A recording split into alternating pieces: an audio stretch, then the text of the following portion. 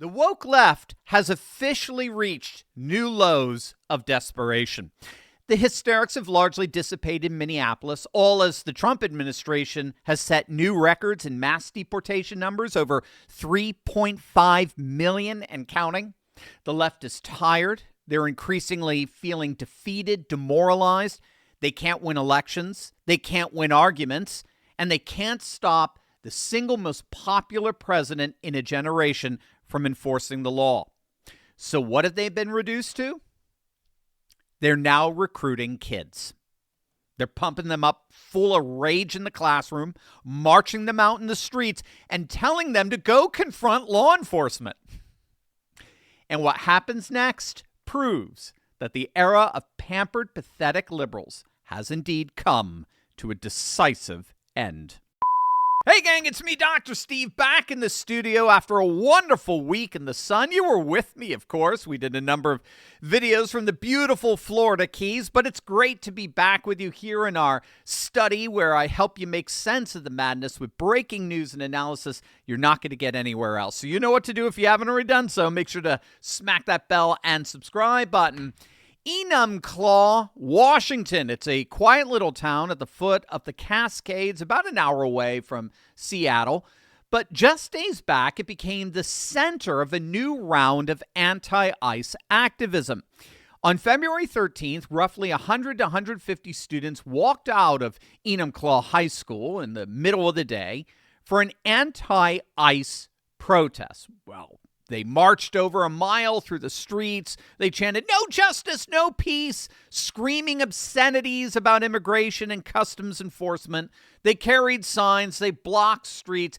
And when independent journalist Vivian Ivey and her colleague Danny Rebel showed up to document what was happening in our nation's schools, well, right away we could see that these students were out of control. Immigrants built this country! I need to know what energy drink she's drinking. I need one. But then that same megaphone nut took things to a whole new level.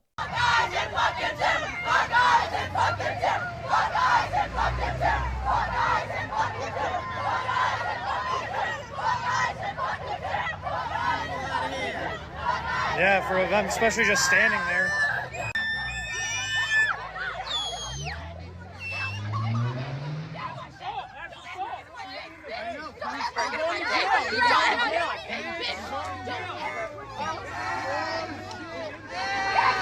So as you just saw there, Megaphone Mary, as we'll call her, she's now been identified as a 17-year-old student there at the school. She decided it'd be a good idea to punch Ivy's colleague, Danny, square in the face, knock off his glasses, send his phone flying. And she thought that would be a really, really great idea to do it in front of a camera. Most likely because she's never been held accountable for her actions in her life.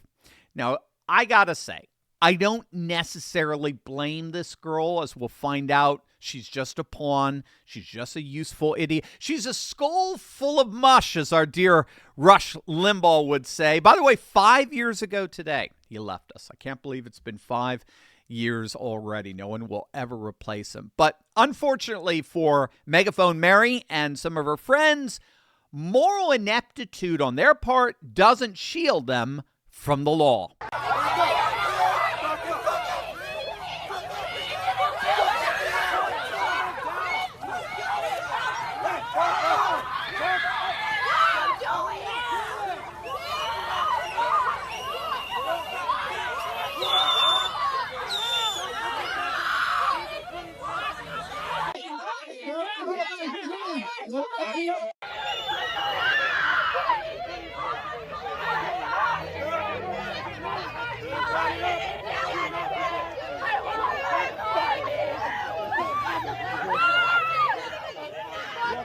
That's right.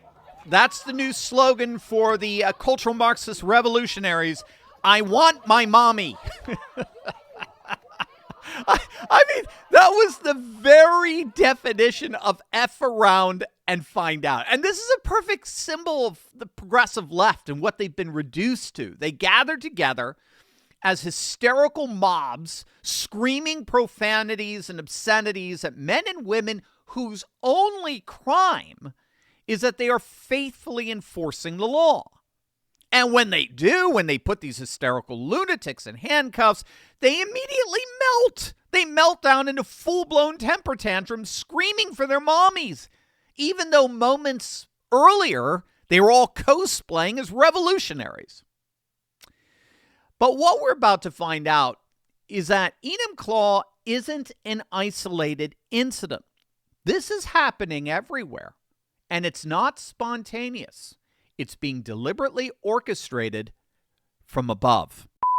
But first, gang, the big medical hack of 2025 was several peer-reviewed studies identifying the direct connections between anti-parasitic medications having off-label benefits, fighting a wide variety of cancers. And this makes sense. The connection between tumor growth and parasites has been known for years. Now, while the CDC remains silent, they've admitted that millions of Americans suffer from parasitic infections that often go undetected or undiagnosed. This is why Dr. Peter McCullough, Chief Scientific Officer at the Wellness Company and the world's most published cardiologist, says these studies make a clear case to do at least one medical-grade parasite cleanse every year. Well, the Wellness Company's proprietary USA compounded ivermectin and mebendazole is a doctor-prescribed gold standard combination dose designed to help the body eliminate parasites plus other incredible benefits. Each bottle contains 90 capsules, enough to complete 4 21-day cleanses. This high-strength formula cannot be found at your local pharmacy, but the Wellness Company removes all the red tape by making the process fully digital. Fill out a quick intake form, a doctor reviews it, and your medical-grade parasite cleanse arrives in a week. It's time for New Year, New You reset and own your health. Head to twc.health/Turley and use code Turley to save $90 off plus free shipping. USA residents only. The National Education Association, the largest teachers union in America, has been blasting out anti-ICE propaganda to teachers across the country, urging them to rally against immigration enforcement and turn their classrooms into political battlegrounds. I kid you not. In fact, the NEA reportedly pushed teachers to attend anti-ICE training sessions over the last month. The Iowa State Education Association, and keep in mind, Iowa is a thoroughly red state, but their education association posted on its official social media calling on teachers to wear blue to school to protest ICE and stand with Minnesota and teach their students to do the same. The Washington Education Association did just that. These aren't grassroots student movements. What you just saw there wasn't a student-initiated protest. No wonder why she was screaming for her mommy. These are activist events orchestrated by adult revolutionaries embedded in teachers' unions. And here's what makes this truly insidious. Over 98% of the NEA's campaigns, their campaign contributions, go to Democrats. 98%. Again, these are our public schools. I mean, this is the very definition of the kind of taxpayer money laundering that we first saw exposed with Doge and their shutting down USAID, which turned out to be nothing more than a front for funding left-wing causes all around the world to the tune of hundreds of millions of dollars. At their annual convention last year, the NEA passed resolutions pledging to combat Trump's, and I'm quoting them, Trump's fascism. Actually, I'm not quoting them. They were mercilessly mocked because they actually misspelled the word fascism. F-A-C-I-S-M, or is it fascism? I don't know. I mean, that tells you everything you need to know about the state of American education, all right? These guys are all the proud products of the Laring Center, I guess. It's beyond pathetic, but the results are exactly what you would expect when our education associations are taken over by radical cultural Marxists. In Issaquah, Washington, teachers helped students launch an anti-ICE protest that turned violent. Students actually ended up beating up a mother And the school principal acknowledged the violence but refused to condemn it. In Dallas, students walked out and blocked traffic. In LA, protesters threw rocks at federal agents, sending 3 to the hospital, 1 with a concussion. And in that same city, a teacher named Ricardo Lopez was fired on the spot after he opened a locked gate so students could leave campus to join an anti-ICE walkout.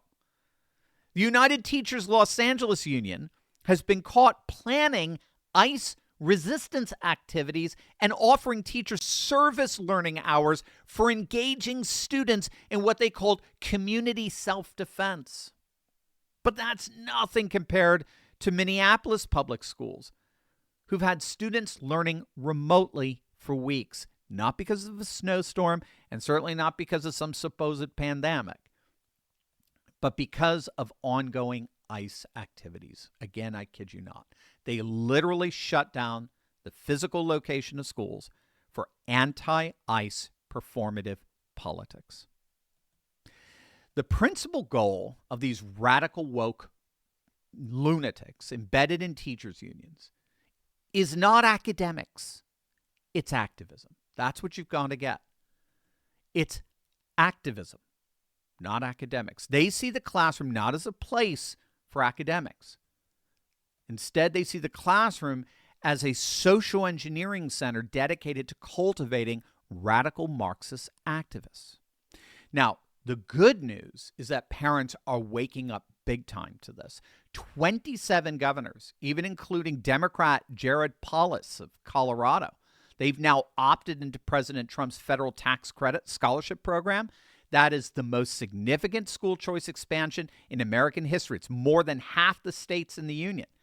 You've got states like Texas and Florida threatening real consequences in all this: suspension, expulsion, even state takeovers for districts that turn classrooms into activist training camps. And the Teacher Freedom Alliance is offering free liability insurance to educators who want to leave their union but without losing their protection. Because the anti-ICE walkouts have exposed the truth that millions of parents have long suspected. For the teachers' unions, this was never about the kids. It was always about control. It was always about using your children, exploiting your taxpayer-funded classrooms as an indoctrination pipeline for a radical political agenda. It's time to take the classrooms back and send these radical leftists packing once and for all. Hey there, Turley Talks family. Dr. Steve here. I'm coming to Dover, Delaware on Saturday, February 21st for the 2026 Lincoln Day dinner, and I want to see you there. Bring your books, bring your family, bring your friends. We'll have cocktails at 6 p.m. My keynote is at 7 p.m., and I have a dedicated spot for book signing. Tickets are $100, but they're pre-sale only. No tickets at the door. Scan the QR code to register. Let's celebrate this movement together.